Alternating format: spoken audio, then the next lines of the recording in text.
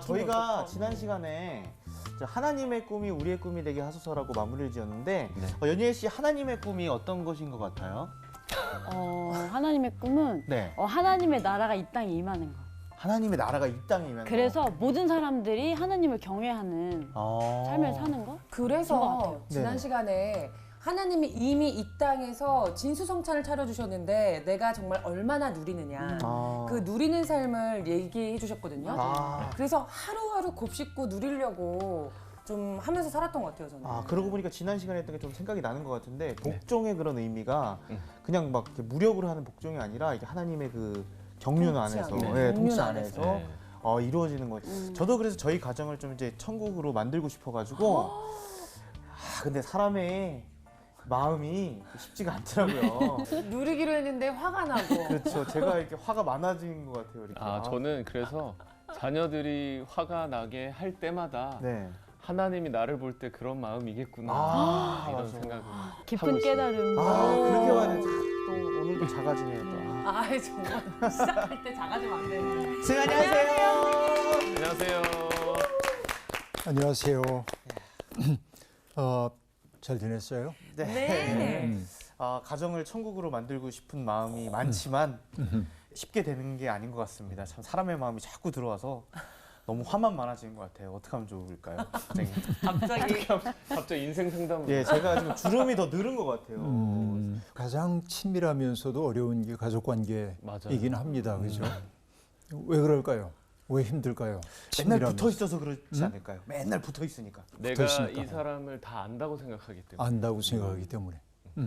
그리고 너무 편해서 아, 다 받아줄 거라고 생각해서 좀 더 그런 것도 있네 정말. 그런 것 같아요. 그러니까 받아줄 거라고 생각했는데 안 받아줘. 그러면 진짜 그러니까 화가 나고. 또 어떡해요.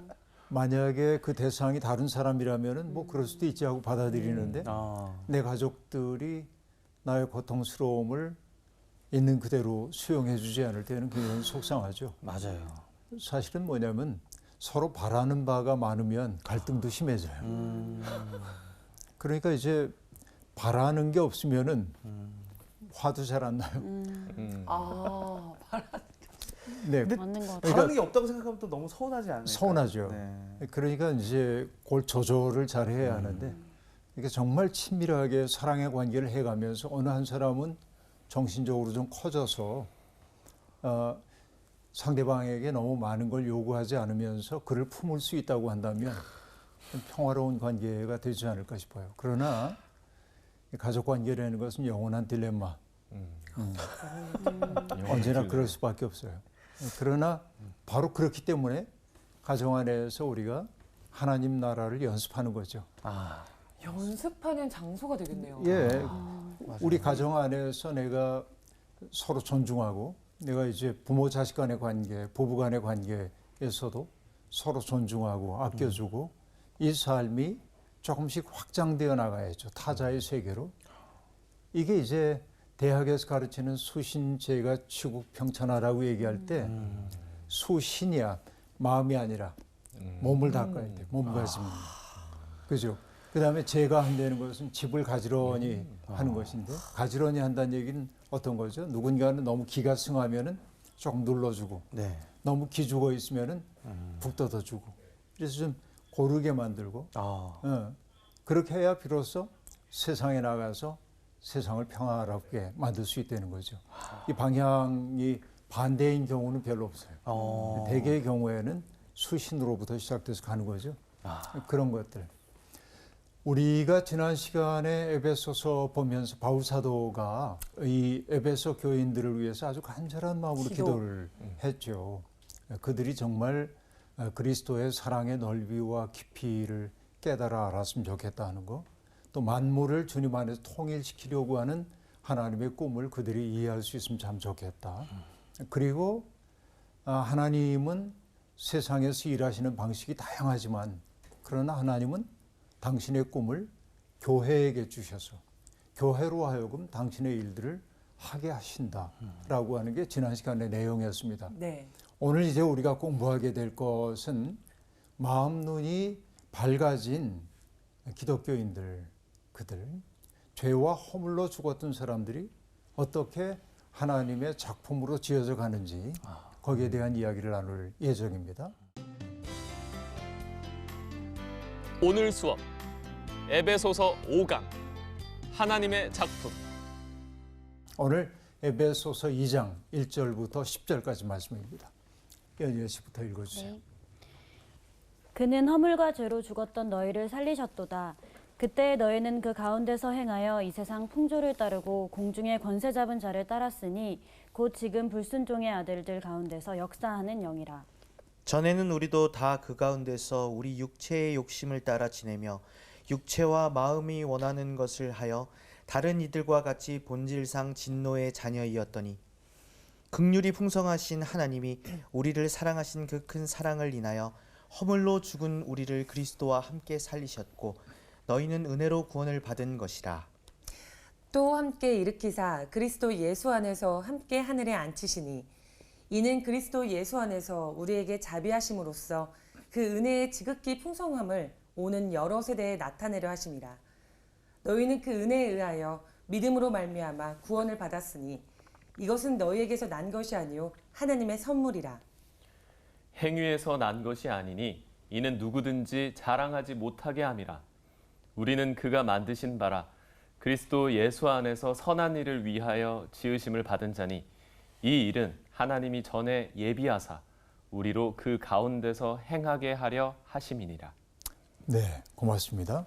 오늘 1절을 보면은 그는 그리스도시죠. 허물과 죄로 죽었던 너희를 살리셨도다 하고 말했는데 너희라고 하는 2인칭 복수 대명사를 사용하고 있습니다. 이때 너희는 누구일까요? 너희는 이방인 그리스도인들. 그렇죠. 이방인 그리스도인들을 하나님이 택하여 세우셨으니까 이방인 그리스도인들을 말합니다. 그런데 허물과 죄로 죽었던 사람들이라고 말합니다. 이때 죽음이라고 하는 것은 육체적 죽음 아닌 거 다 알죠? 영적인 죽음을 뜻해요. 그러면 영적으로 죽은 사람들은 우리의 일상적인 삶의 경험에서 얘기하자면 어떤 사람들이 영적으로 죽어 있는 것 같아요? 하나님을 따르지 않는. 자, 네. 일단 종교적인 언수를 내려놓고 네. 일반적으로 우리가 이렇게 볼 때 저 사람은 조심스럽긴 하지만 영적으로 죽은 것 같다라는 느낌이 드는 사람들이 어떤 사람들이죠? 이기적인 사람. 이기적인 사람, 분노가 많은 사람. 분노가 많은 사람, 나를 위해서만 사는 사람. 자기를 위해서만 사는 사람. 또 세상적인 네. 가치를 갖고 사는 사람. 보통 네, 뭐 다 비슷한 생각들을 가지고 있네요. 얼굴이 어두운 사람. 얼굴이 어두운 사람. 너 어두울 수 있잖아요. 제가 지금 어두운데. 좋아요. 또 뭐 어떤 사람들이 있죠? 감사하지 못해. 주인이 없는 것처럼 사는 사람. 주인 없는 것처럼 사는 사람. 주인이 없죠. 내일이 없는 것처럼. 하나님이 없으니까. 욕망에 따라 움직이는 사람. 자기 욕망에 따라 네. 움직이는 사람. 나 아니야? 네, 여러분 다 얘기한 것 같아요. 결국 어떤 사람이냐면 금방 욕망이라는 얘기를 했는데 오. 이렇게 이제 아니 정답이 있는 게 아니고 생각을 해보는 거예요. 세상에. 욕망을 따라 살았어. 자, 내가 욕망이라고 하는 것은 결핍을 얘기하죠. 뭔가 결핍되었으니까 채우고 싶잖아요. 네. 그 물이라고 하는 게 이렇게 흘러가다가 구덩이가 있으면 채우고 넘어가는 것처럼 나의 결핍이 다 채워지기 전까지는 남의 사정이 보이지 않아요. 그래서 욕망이라고 하는 것은 배타적이야. 이때 배타적이라고 하는 얘기는 뭐냐면은 남들이 타자가 사랑의 대상이 아니라 경쟁의 대상이에요. 물리쳐야 돼. 이용해 먹는. 그렇죠. 그러니까 타자들로부터 오고 있는 따뜻함 같은 것들을 누리지 못하게 돼요. 그래서 사르트르 같은 사람이 했던 얘기, 타인은 나에게 있어서 지옥이다. 이 타인을 지옥으로 느끼게 되는 거죠. 그러니까 여기에서 나오는 태도는 경직성입니다. 그렇죠? 딱딱하게 굳어요. 그런데 노자에서 하는 얘기인데요. 딱딱한 것은 죽음의 친구입니다. 부드러운 것은 생명의 친구고. 아기들을 보세요. 부드럽잖아요. 아기들 막 태어나서 얼마 안 된 아이들의 발 뒤꿈치가 얼마나 부드러운지 몰라요. 그 보들보들한. 그러니까 그 유연함, 이거는 생명의 친구이고 경직되면 죽음의 친구입니다. 뭐든지 죽으면 딱딱해져요. 맞아. 맞아. 그렇죠. 그러니까 그들의 얼굴은 굳어져. 아까 얘기한 대로 어두워지는 거예요. 그렇죠. 결국 그 마음이 욕망에 사로잡혔다고 하는 얘기는 예수님의 말씀대로 얘기하면 너희는 하나님과 재물을 겸하여 섬길 수 없다라고 얘기했으니까 연이엘이 얘기했던 것처럼 죄인이 누구인지를 모르는 마음이에요. 이게. 여러분이 얘기한 게 다 포함이 여기 된다고 볼 수 있겠죠. 그러니까 그들의 특색 가운데 하나는 아까 다 얘기했지만 기뻐할 줄 몰라요. 얼굴에 늘 수심이 가득하고 그리고 도끼가 좀 있고 도끼가 서려 있고 남들을 배려하지 못하는 것이죠. 결국은 하나님과 분리해서 일어난 일들이라고 그렇게 볼 수 있겠습니다. 한마디로 얘기하면은 땅의 것들을 추구하느라고 오이의 것을 잊어버리고 사는 사람들이 영적으로 죽은 사람들이라고 말할 수 있겠습니다. 이사야 59장에 보면 이런 말이 나와요.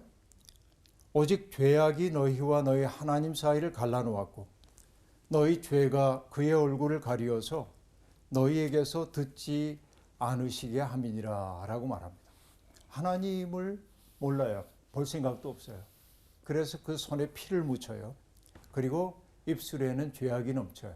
이것이 결국은 허물과 죄로 죽었던 사람을 의미합니다. 허물이라고 하는 단어는 정해진 경계선을 좀 넘어가는 거. 허물.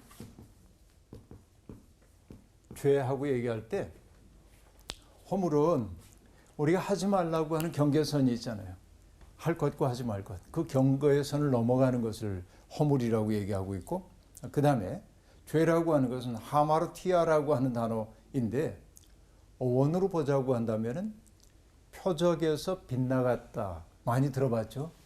그런 말이지만은 그러나 성서에 이 단어가 사용될 때는 하나님의 뜻이나 법도로부터 벗어나는 것을 의미해요. 그러니까 결국은 이런 삶이 여기에 붙들리는 삶이 거둘 수 있는 결과는 결국 이거밖에 없다. 허물과 죄일 수밖에 없다는 것이죠. 그래서 사도는 얘기합니다. 허물과 죄로 죽었던 너희를 살리셨도다. 결국은 허물과 죄로 죽었다고 하는 것은 여기에 사로잡혀 살았다고 하는 얘기인데 그리스도의 은혜로 말미암아 우리가 살리심을 입었다고 할 때 그것은 전혀 다른 삶으로 우리를 초대했다는 얘기일 겁니다.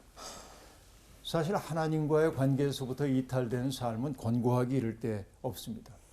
제가 가끔 좋아하는 성경 구절이 있는데 전도서에 나오는 말씀인데 우리 전도서 공부 같이 했었죠. 거기에서 이런 말이 등장합니다. 모든 만물이 피곤하다는 것을 사람이 말로 다 할 수 없나니 눈은 보아도 족함이 없고 귀는 들어도 가득 차지 아니하는도다. 이렇게 말합니다. 그렇죠. 내 눈에 드는 것도 없고 내 귀에 가득 차는 것도 없어요. 그러다 보니까 늘 만물이 피곤해. 바로 이 도식을 얘기해주고 있는 거라고 볼 수 있습니다. 이게 하나님을 떠난 삶의 결론이라고 얘기할 수 있습니다.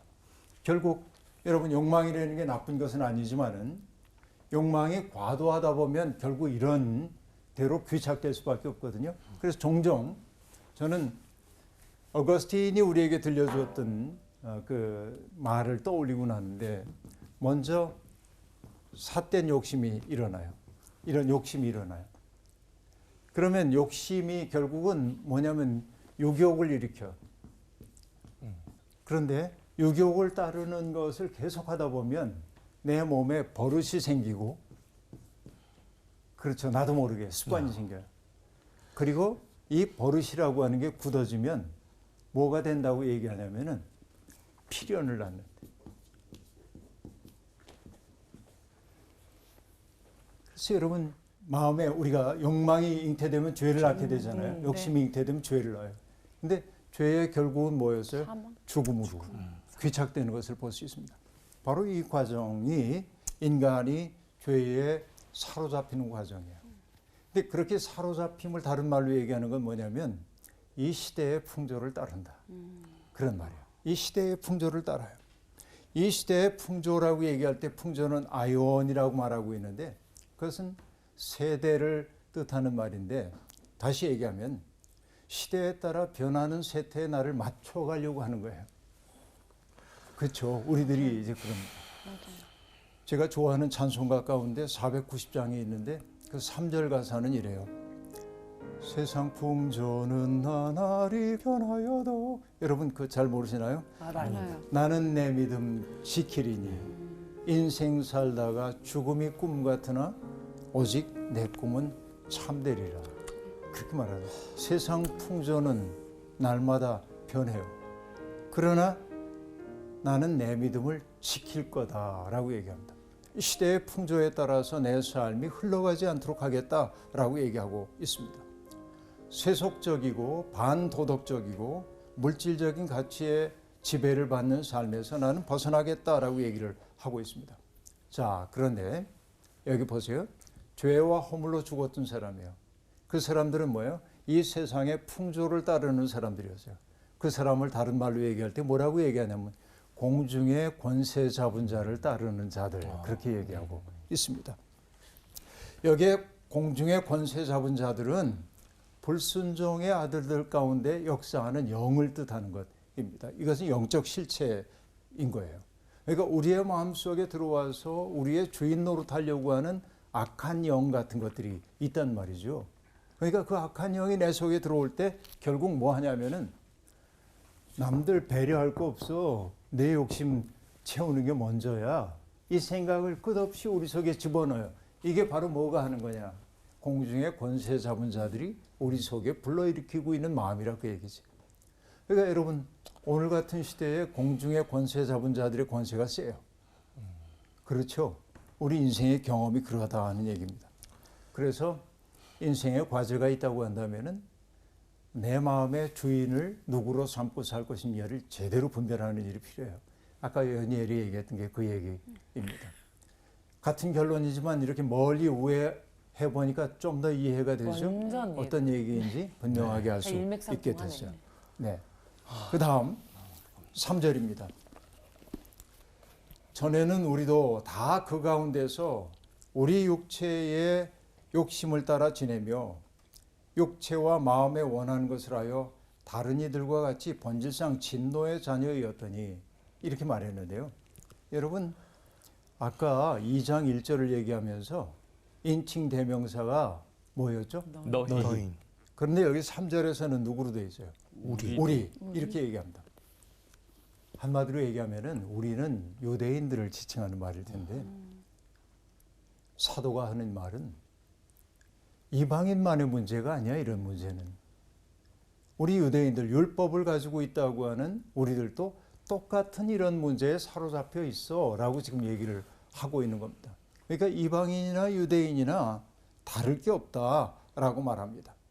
육체의 욕심을 따른다는 측면에서는 조금 더 구별되지 않는다 이렇게 말합니다. 어떤 얘기예요?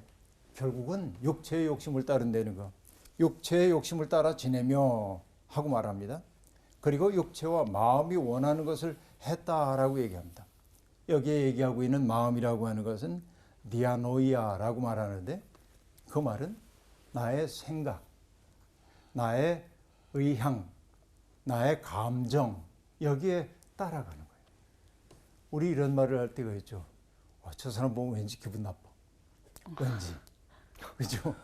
왠지 배고파. 그러니까 여러분 내 마음은 분명하다고 사람들이 생각하잖아요. 그러나 우리가 알아야 할 것은 내 마음조차, 나의 이성조차, 나의 감정조차, 나의 의지조차 죄로 얼룩져 있어요. 죄의 습관에 물들어 있어요. 그래서 내 마음은 확실하다고 생각하지만은 안 그래요. 내 마음도 알 수 없는 게 인간이란 말이죠. 그러니까 내 마음의 의향을 따라간다고 하는 것은 결국은 죄 가운데 빠지는 길인 거죠. 사도는 바로 그 얘기를 우리에게 들려주고 있습니다. 그러니까 토라의 백성이라고 하는 자부심도 그들의 삶을 아름답게 바꿀 수가 없었어요. 그렇죠? 죄와 허물로 얼룩져 있는 그 마음을 깨끗하게 닦아주질 못했기 때문에 그렇습니다. 결국은 문제는 어디에 있는 거죠? 내가 아는 건 많은데 그것을 삶으로 바꾸는 과정을 하지 않은 거예요. 나는 이것을 알물 삶으로 번역하는 과정이란 말을 하는데, 이러기 위해서는 알물 삶으로 바꾸기 위해서는 뭐가 필요하냐면은 자기 절제가 필요하고요. 그렇죠. 내 욕망대로 할 수가 없으니까. 때때로 그것은 자기 희생을 요구하기도 합니다. 희생 혹은 수고를. 이게 싫기 때문에 그냥 암 자체에 머무는 경우가 대부분입니다. 그래서 하나님을 믿는 사람들의 삶은 달라야 하잖아요. 근데 조금 더 다르지 않다라고 하는 건 뭐예요? 성경은 많이 읽었어요. 교회 오래 다녀가지고 종교적인 언어는 잘 알아요. 근데 삶이 일반인들과 조금 더 다를 바가 없어. 왜? 이 과정을 거치지 않았기 때문에 그렇다고 볼 수 있습니다. 이게 문제인 것이죠. 결국 우리들은 어떤 존재입니까? 본질상 진노의 자녀라고 얘기하고 있습니다. 달리 얘기하면은 유혹에 저항하고 하나님의 뜻을 단호하게 선택할 수 있는 내적인 능력이 없는 사람들이라는 거죠. 슬프지만 그렇다는 얘기입니다. 그럼 너무 비참하죠? 그런데 4절부터 이제 새로운 구원이 우리에게 주어집니다. 이렇게 말합니다. 긍휼이 풍성하신 하나님이 우리를 사랑하신 그 큰 사랑으로 인하여 허물로 죽은 우리를 그리스도와 함께 살리셨고 라고 말합니다. 이 4절 단락이 시작되는 곳에서 긍휼이 풍성하신 이렇게 시작하잖아요. 근데 헬라어 원문에는 뭐가 있냐면 접속 부사가 등장합니다. 그 접속 부사가 우리말로 번역하면 그러나 라는 거예요. 그러나. 그렇죠? 앞에는 굉장히 비참한 상황이었죠. 그러나 완전한 역전이 일어나요. 그러나 우리의 가능성으로는 새로워질 수가 없었지만은 긍휼이 풍성하신 하나님이 이제 우리를 새롭게 하신다는 거예요. 신앙이란 결국 다른 게 아니라 신앙은 현실의 전복이라고 얘기할 수 있어요. 현실의 전복. 현실의 전복, 뒤집힘. 이것은 나의 가능성이 아니라 하나님의 가능성으로.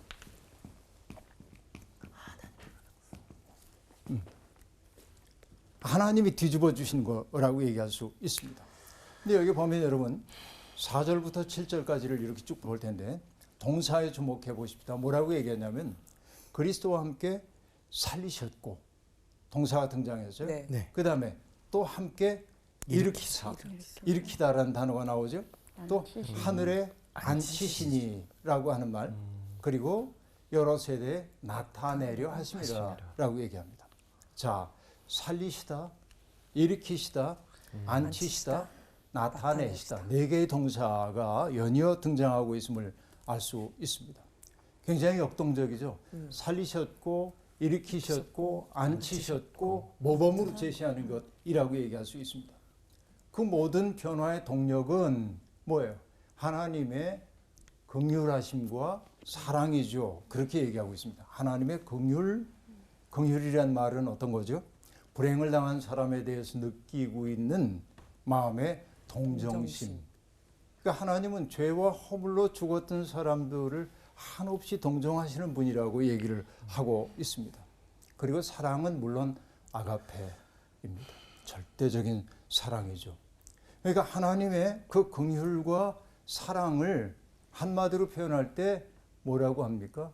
은혜인 거예요. 허물과 죄로 죽었던 사람들을 살리기 위해, 그렇죠? 하나님이 자격이 없음에도 불구하고 우리를 으이크 불쌍한 거 다 안으셨어요. 이게 긍휼이 여기시며, 그리고 내가 그럴 능력이 없는데도 불구하고 내게 소망을 두시고 당신의 꿈을 심어 넣어 주심이 사랑이에요. 그것을 경험한 사람들은 이제는 내가 사는 것 아니고 그분의 은혜가 나를 살린다고 고백할 수밖에 없는 것이죠. 이게 하나님의 사랑입니다.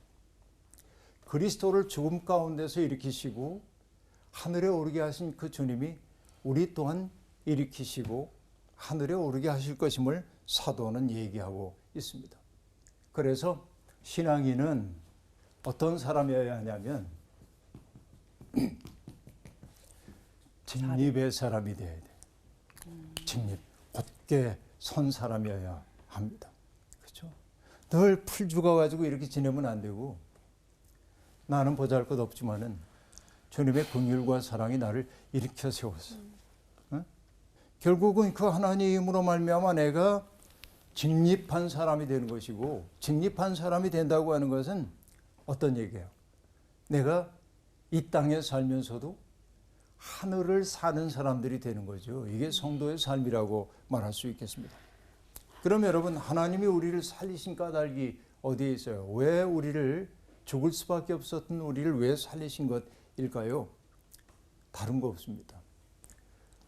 그 은혜의 지극히 풍성함을 여러 세대에 나타내려 함이라라고 말합니다. 다시 얘기하면은 우리가 구원받은 까닭은 다른 데 있지 않습니다. 나는 구원받았으니까 천국행 티켓을 얻었어. 나는 만족해. 그게 아니고요. 그 하나님의 아름다우심을 무사람 앞에 드러내기 위해서 그래요. 그렇죠. 여러분, 중학교 때인데 반대항 축구 시합을 하고 그랬어요. 제가 제법 잘했던 모양이에요. 어느 날 반에서 수업을 하고 있는데, 그 옛날엔 그 학교에서 심부름하던 사환이 있었는데, 그 사환이 노크를 하는 거예요. 수업 중인데 선생님이 문을 이렇게 여니까 그 사환이 선생님께 축구부 코치 선생님이 김기석 학생을 좀 보내래요. 이렇게 얘기하는 거예요. 그 코치 선생님 눈에 들었어요. 제가. 그 수학 선생님이 이러고 있더니, 야, 넌 나가봐. 그래서 얼마나 좋은지, 내가 이제 선수로 뽑힌 거야. 얼마나 좋은지 막 복도를 뛰어가고 있는데 너무 신나잖아요. 근데 우리 중학교와 고등학교가 같이 있었어요. 수업 시간이 우리는 45분이고 고등학교 형들은 50분이어가지고 쉬는 시간에 차이가 좀 있었어요. 쉬는 시간이었어, 고등학생들한테. 근데 나는 수업 시간에 질주를 하자 딱 붙잡고 그 고등학생 형이 얘기했어요. 너 이 녀석 왜 뛰어? 하고 얘기했어요. 그럼 무섭잖아요. 근데 하나도 안 무서워. 코치 선생님이 나오래요. 내 속에 기쁨이 있으니까 하나도 안 무서운 거예요. 여러분, 이게 나의 일종의 원체험에 가까워요. 원체험에 가까워. 사람은 자기 속에 있는 것을 드러내도록 되어 있어요.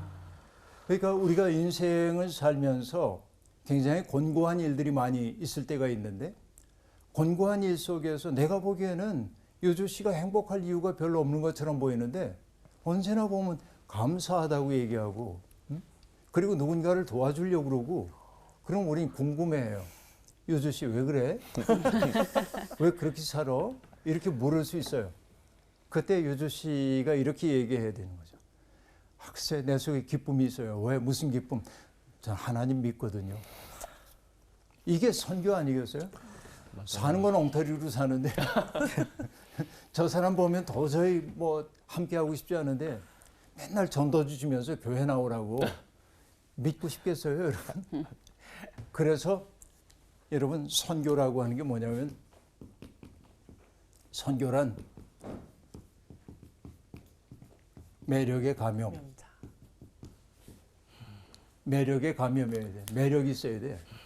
하나님 믿는 사람들이 그런 거죠. 그래요. 하나님이 우리를 살리신 까닭은 다른 데 있지 않습니다. 은혜의 풍성함을 여러 세대에 나타내기 위해서이죠. 그러나 여러분, 우리가 은혜라고 하는 말이 오용되고 있어요, 우리 시대에. 은혜는 거저 주어지는 거죠. 내가 대가를 치른 거 아니죠. 그래요, 거저 주어졌어요. 공짜입니다. 네. 그런데 은혜가 거저 주어졌다고 해서 그 은혜가 싸구려인 것은 아닙니다. 왜? 그 은혜를 베풀기 위해 하나님은 당신의 독생자를 보내셨고 희생당하게 하셨기 때문에 그렇습니다. 그래서 그 은혜는 값비싼 은혜입니다. 내게는 거저 주어졌지만은 그러나 하나님은 비싼 대가를 치르고 우리에게 은혜를 주시는 것이지요. 그래요. 데이트리 버네퍼 목사가 얘기하고 있습니다. 은혜가 비싼 까닭은 뭐냐? 금방 제가 얘기한 그대로입니다. 하나님이 자신의 아들을 대가로 세웠기 때문이다 라고 말해요. 그리고 이렇게 말합니다. 너희를 비싸게 산 거야. 하나님이 우리를 비싸게 사셨어요. 나는 값을 지불하지 않았지만은 하나님은 우리를 값비싸게 사신 것이죠. 그렇기에 하나님께 비싼 것이 우리에게 쌀 리가 없죠. 이같이 비싼 은혜가 은혜임은 무엇보다도 우리의 생명을 위하여 하나님이 자신의 아들을 아깝다 하지 않고 내준 데 있다. 결국 귀한 은혜란 결국 하나님이 사람이 되신 것을 뜻한다 라고 말합니다. 우리는 그 은혜를 받았어요. 그렇죠? 은혜가 싸구려가 아니란 말이에요. 은혜는 굉장히 값비싼 거예요. 다만 그 은혜를 우리는 공짜로 받았죠. 그리스도를 통해서. 자, 이 세상에 교회가 존재하는 까닭, 교회라고 얘기하고 있지만은 교회만이 아니라 성도가 존재하는 까닭이 뭐냐면 그 긍휼이 풍성하시고 사랑이 많으신 그 하나님, 당신의 독생자 아들까지도 희생의 제물로 내놓으셨던 그 하나님의 사랑을 무사람들 앞에 드러내기 위해 존재하는 거다. 교회의 존재 이유는 바로 거기에 있다고 말하고 있습니다. 자, 8절 볼까요? 너희는 그 은혜에 의하여 믿음으로 말미암아 구원을 받았으니 라고 말합니다. 자, 여기에서 보면 은혜에 의하여 by grace, 그렇죠?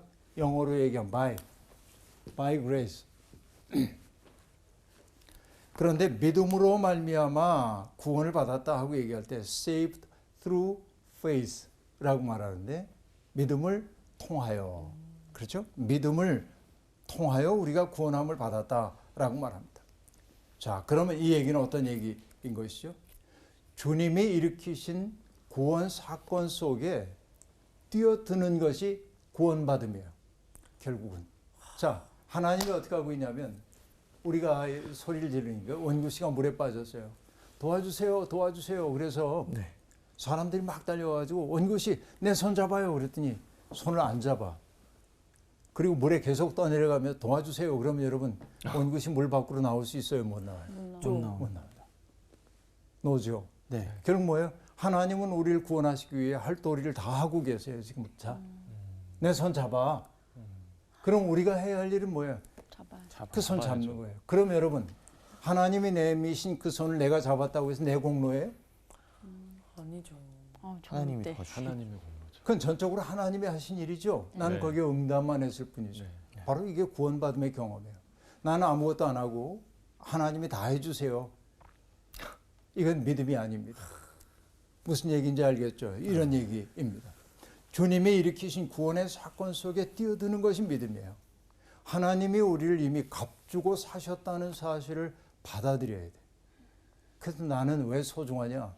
나의 존재는 하나님이 값주고 사신 존재이기 때문에 소중해요. 함부로 살면 안 돼요.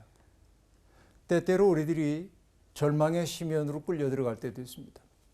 늘 남들과의 경쟁에서 패배할 때도 있고요. 가난해질 때도 있어요. 병들 때도 있어요. 그러나 잊지 말아야 될 것은 내 삶은 소중해요. 살아있는 동안. 왜? 하나님이 값주고 사신 존재이기 때문에.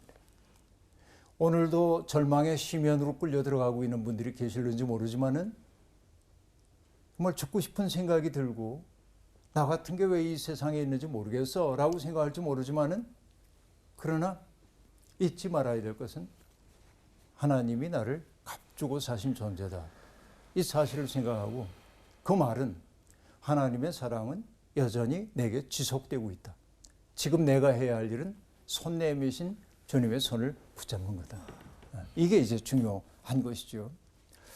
자, 지금 우리는 받아들여짐을 통해 구원을 맛보았지만은 완성에 이른 것은 분명히 아닙니다. 그죠? 그렇기에 우리는 자랑할 수가 없습니다. 그리고 여러분, 마침내 그 유명한 구절에 당도하게 됐습니다. 우리는 그가 만드신 바라라고 말합니다. 우리는 그가 만드신 바라. 여기에 만드신 바라고 하는 말은요, 우리는 그의 작품이다라고도 번역될 수 있는데 사실은 여기에 사용된 포에마라고 하는 단어는 시라고 하는 말과도 관련됩니다. 시가 포엠이죠. 포에마. 뭔가를 만들다 그런 뜻인데, 그러니까 우리를 뭐라고 지금 말하냐면 하나님이 공들여 만드신 작품이라는 겁니다.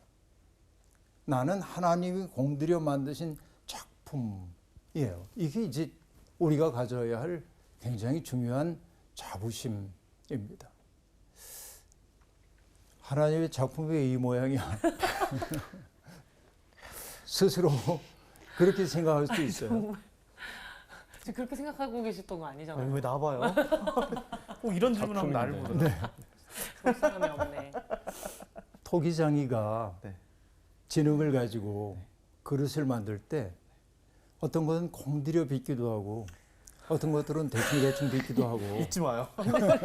아니 토기색이어가지고 지금 제가. 그러잖아요. 톡이 흙을 많이 썼네요, 제가.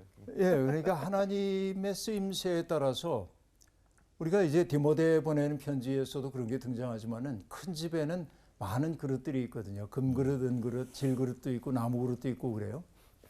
그런데 금그릇에 담아야 할 걸 나무 그릇에 담으면 맛없고 나무 그릇에 담아야 할 걸 금그릇에 담는다고 해도 별로 멋있지도 않고, 중요한 것은 하나님이 쓰시기에 합당하냐가 중요한데, 그래서 중요한 건 뭐예요? 그릇이 깨끗해야 한다는 거예요. 그러니까 날마다 비교하면서 나는 왜 엉개 같지 않은가? 나는 왜 이렇게 재능이 부족한가? 나는 왜 못생겼나? 이런 소리 하지 말고 하나님이 내게 주신 값진 인생을 살아갈 때 하나님이 쓰시도록 하려면 나를 어떻게 맑게 할 수 있을까? 이 고민을 해야 한다는 얘기이죠. 결국은 우리는 새로운 피조물이에요. 지난 시간에 나왔던 대로 우리는 새로운 피조물이라는 거예요.